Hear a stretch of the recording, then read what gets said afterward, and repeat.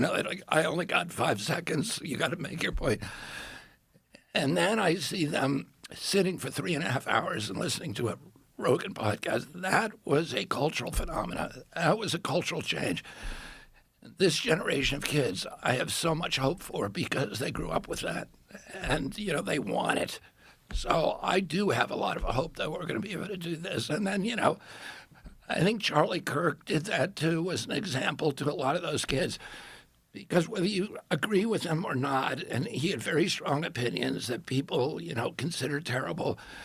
But the one thing that he really did is he talked to people he didn't agree with, and he always gave them the microphone and allowed them to amplify their voice. And then he had a civility, and he talked to them, and he used logic a lot of times destructively, but not in an angry way.